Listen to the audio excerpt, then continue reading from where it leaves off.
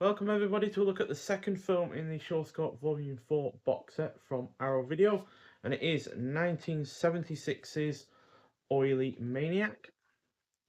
So yeah, really cool new artwork there, and yeah, it's directed by Meng-Hua, who also did The Mighty Peking Man and The Lady Hermit, both of which have been in previous Shawscope Volume box sets.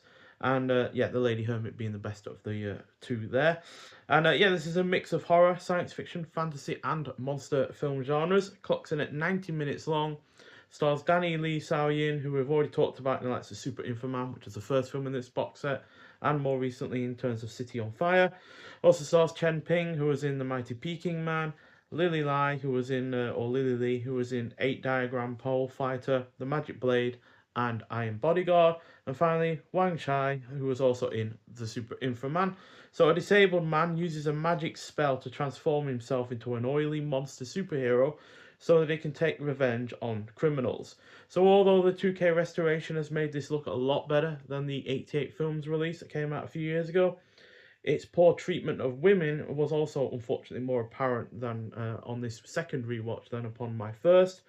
Uh, that's purely because women are raped, abused, killed, exploited, conned, and just generally undermined in a lot of ways, really, by a series of men, which, yeah, is really unfortunate and doesn't give them really any agency of their own. But that said, this is fun when such things aren't occurring, and at least the men who mistreat any women do suffer the consequences in an entertaining and violent fashion.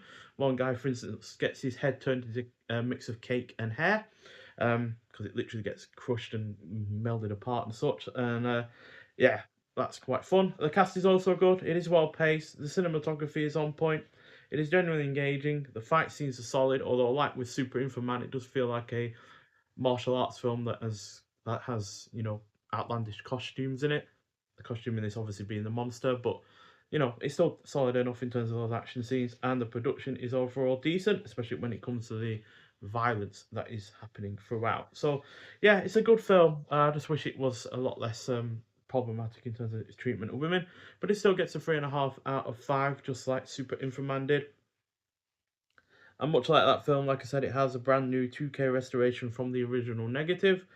It's got newly restored Mandarin mono audio, so no English dub for this one, as well as newly translated English subtitles. So yeah, no major extras there, no commentaries or anything like that we got with Super Inframan, which had, you know, 3 different audio options, a commentary, and newly filmed interview, a video essay, and theatrical trailers. Whereas none of that with this one, which is a little bit of a shame.